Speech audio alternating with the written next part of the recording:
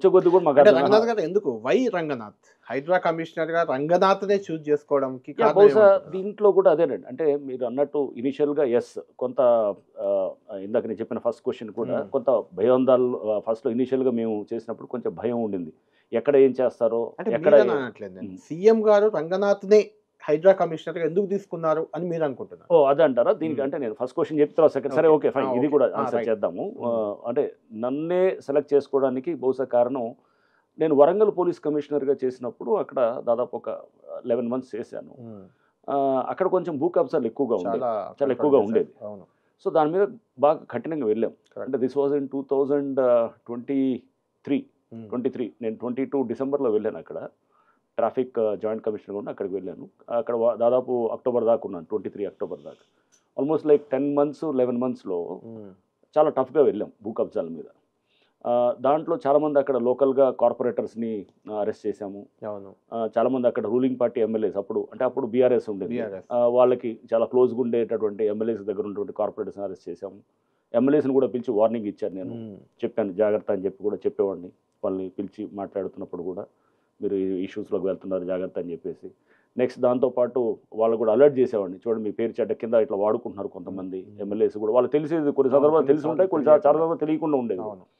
So, కింద వాళ్ళకి కూడా నేను చెప్తుండేవాడిని. చూడండి మీ పేరు ఇలా రాంగ్‌గా వాడుతున్నారని చెప్పేసి కూడా చెప్తుంటే వాళ్ళు కూడా కరెక్ట్ చేసుకునేవారు. దాంట్లో నాకు అర్థమైంది ఏంటంటే 70-80% వాళ్ళకి తెలియకుండా జరిగేది. ఒక 20-30% నాలెడ్జ్‌లో ఉండేది. ఇట్లా అంటే కబ్జాలు అక్కడ చాలా విపరీతంగా ఉండేది. వరంగల్ టౌను అక్కడ కూడా ల్యాండ్ రేట్స్ బాగా ఇది ఉండేటప్పటికి.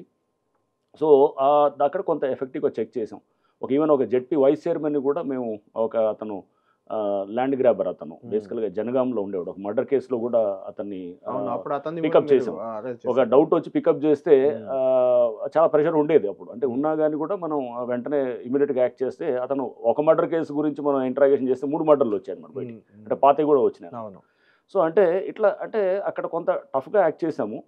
బహుశా అది నేను అనుకోవటం సీఎం గారికి వారికి మంచి ఫీడ్‌బ్యాక్ ఏదో ఉండి ఉండొచ్చని నాకు అనిపించింది. అండ్ మోర్ ఓవర్ కొంచెం అంటే వీటిల్లో ఎట్లా ఉండాలంటే ఇది ఫస్ట్ ఆఫ్ ఇట్స్ కైండ్ కొంచెం మనం క్రిటిసిజం కూడా వస్తది. అప్రిసియేషన్స్ వస్తాయి. ఇవన్నిటిని కాకుండా కొంత మనం మొండితనంగా కూడా వెళ్ళాలి. చాలా అవసరం అన్నమాట. అంటే కొత్త సబ్జెక్టు ఒకటి తీసుకున్నప్పుడు ఇప్పుడు మనం ఉదాహరణకు పివి నరసింహరావు గారు మనకి 1991 లిబరలైజేషన్ తీసుకొచ్చినప్పుడు చాలా అటు ఇటు క్రిటిసిజమ్స్ ఉంటాయి.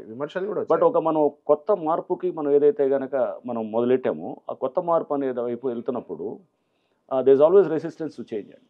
So you have to go against the tide many times అన్నమాట. సో వెళ్ళాల్సి వచ్చినప్పుడు మనం కొంచెం మొండిగానే వెళ్తూనే ఆలోచనతోటి వెళ్తాము. చాలా థాట్ఫుల్గా వెళ్తుంటాము. ఒక స్ట్రాటజికల్ ప్లానింగ్ తోటి వెళ్తుంటాం. ఈ చేస్తున్నది ఇది బహుశా ఇటువంటి అప్రోచ్ బహుశా కొంత అంటే ఎక్స్పీరియన్స్ ఉండింది. ఎక్స్పీరియన్స్‌తో పాటు కొంత అక్కడ నేను ఆల్రెడీ చేసిన ట్రాక్ రికార్డ్ కనబడుతుంది. బహుశా వారికి అట్లా ఫీడ్‌బ్యాక్ ఉండిందేమో.